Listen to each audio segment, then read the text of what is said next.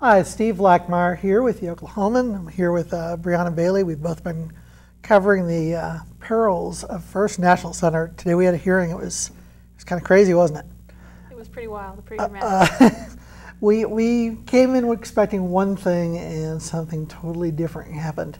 This may be one of the most complicated stories I've covered in my career. So we're going to try to make this as easy as we can for everyone to understand.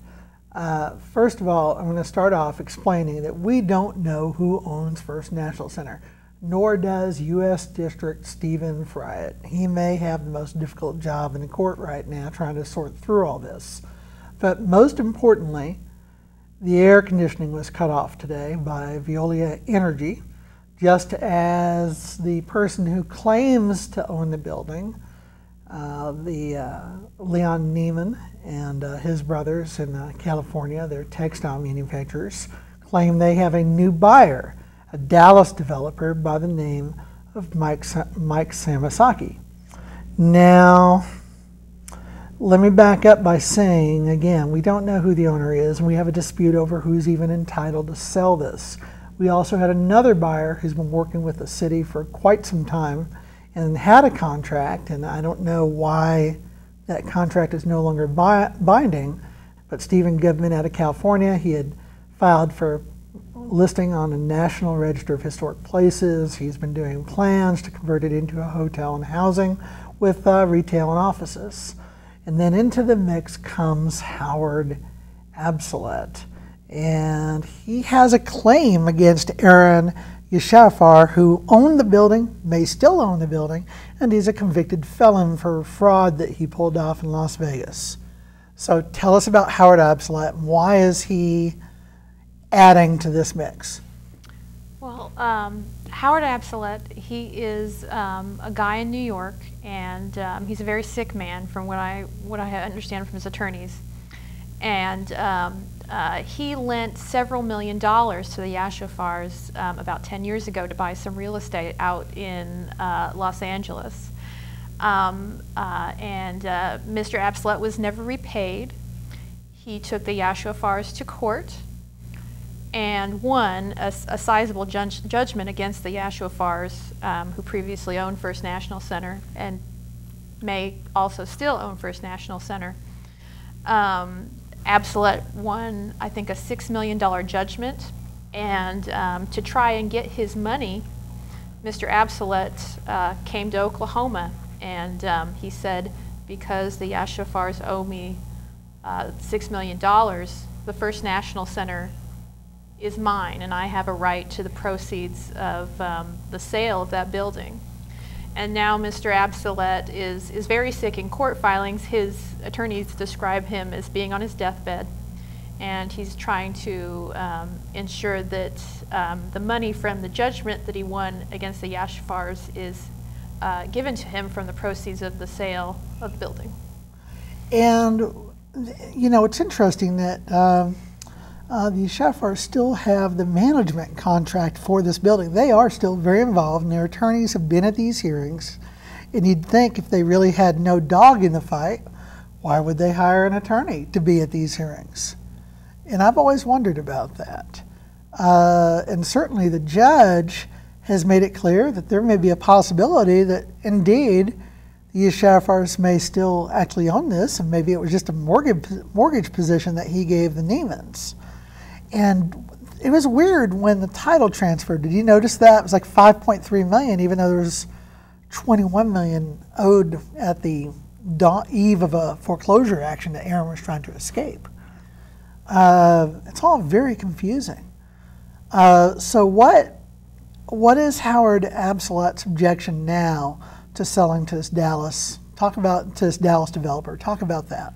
Well, from what we heard from Mr. Absolet's attorney today is that basically the sale contract to sell the First National building to this guy in Dallas, his company, would require the lawsuit, Mr. Absolet's lawsuit, to be dismissed completely. And Mr. Absolet's lawyers say they are not willing to do that, and so they say basically that the sale will not happen because they will not dismiss the lawsuit. He actually, Absolut's attorneys seem to feel like this is an effort to give a negotiating tool for the Niemans and Yeshafar to basically hold them hostage and say, you know, we can keep this dragged out forever if you don't drop your claims. The judge seemed to have a higher concern in all that. Did you notice that? The judge did mention, because the air conditioning has been shut off, and he said that it was certainly has become an issue of safety, even of public interest. If the power he mentioned if the power gets shut off in the building because the bill isn't getting paid, he mentioned that's a serious public safety concern. He voiced concern about the community interest and about how this could impact downtown. He said over and over again he wants to do what it's going to take to get this sold to a responsible buyer. What's interesting is Stephen Goodman, the other buyer who had the contract, his title company doesn't require a dismissal of those claims. For a matter of fact, it sounds like all sides of this litigation had agreed to terms that would allow the sale to proceed without dismissing the claims. And that's the big difference between the sale to Goodman versus this Dallas developer, Samarasaki. Do you think that it seemed like the judge is leaning toward appointing a receiver? I mean, is that what you picked up? It would certainly seem so to me. He said, he was quite blunt in hearing that, he said, 24 hours ago, I would not even, it would not even be on my mind to appoint a receiver. But since it's such a grave situation, an emergency situation, he called it, he said, yeah, he was seriously considering that. And meanwhile, Veolia Energy, I talked with them briefly, and they're showing no hint that they're ready to turn the air conditioning back on, as long as they're in this dispute with the Niemans and Yeshafar. They're owed hundreds of thousands of dollars, and it's a real question mark as to whether or not appointment of a receiver would resolve that or not. But the judge seems very interested in knowing if appointing a receiver is going to make the difference in getting that air conditioning back on and making sure that that building stays alive through a sale. And the other question is, are either of these guys the responsible buyers that the judge is seeking? We don't know. I mean, you did some research, and what did you find out about this Dallas developer?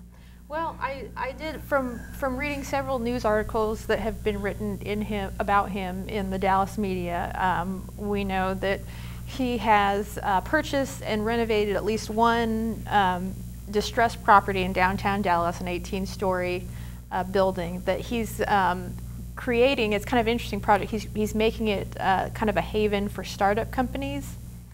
And it sounds like that project is underway, and he's even getting tenants in there. There's another project with another building in downtown Dallas that has been sort of known as a blight on the community. It's been one vacant. Across from City Hall. It's called the Brothers Building. Yeah. And that construction on that, or demolition, is underway. I think he said that he's going to put a Marriott hotel in there and some other things. And then there's another project that's also downtown Dallas that he says he's going to build several multi-story towers that are going to have condos, a hotel, stores, office space, and it's supposedly a massive project. I think I read $1.2 billion. I don't know where they are on that. Doesn't sound like they have done anything except announce it. So it sounds like he has a lot of stuff going on in Dallas. Nothing that I've seen that has been completed, but certainly several things underway. Here's what strikes me. When Aaron Yeshafar bought First National, first of all, he bought it for an outrageous price at that point for $21 million. We now know that Capmark, which was previously GMAC, had been bought by one of the investment banks, and was engaging in a lot of reckless lending at that point. Was certainly a player in the crash that occurred in 2008, 2009. But such a similar picture was being painted of Aaron Yashafar. He was building the Sky condominiums. He did build that. Had renovated a couple other buildings, but there was a lot of buildings that were announced and a lot of big things being announced that he hadn't done. Now, there was a big question mark as to what his funding was. And he said, quote, "We do what we say we're going to do." And the very same statement was made by Mr. Samarasaki yesterday. And I'm not saying that we have any clearer picture of Mr. Goodman. There appears to be a mix of a lot of announced projects and some work done, but neither of these buyers have that big of a track record. They both seem to pop up in just the last few years. And I mean, I don't know if we can say with any confidence that either of these guys will get it done. That's right. I mean, we just don't know. I mean, yeah, I think both of them, there's a lot of unknowns. Neither one has a clear and proven track record for a property like the First National Center. No. We do know it's going to cost about $180 million. That seems to be the one thing that a lot of people agree on. So what we know at the end of today is the air conditioning is likely going to be off again at First National Center. There are tenants, especially in that retail arcade, that need the community's patronage. They're suffering. So if you're looking for a downtown restaurant, don't mind some al fresco dining or getting some good deals on clothing or other goods, hit First National Arcade in the morning. Not sure you'll be able to really withstand it in the afternoon. We also know that the judge has not cleared a sale to this Dallas developer, and that the judge seems to be taking a very serious look at appointing a receiver, which would take the property out of the Shafars and Neiman's probably until there's a sale, at which time we're rid of them for good.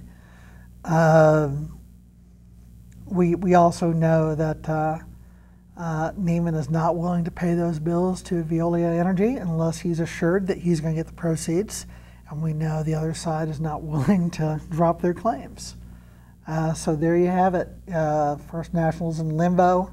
Air conditioning stays shut off at least another day, and we have a U.S. District Judge who seems to be the last best hope for any brighter future for First National Center. Thanks for joining us. Continue to follow the coverage that myself and Brianna are doing. We are on top of this story and will remain to do so.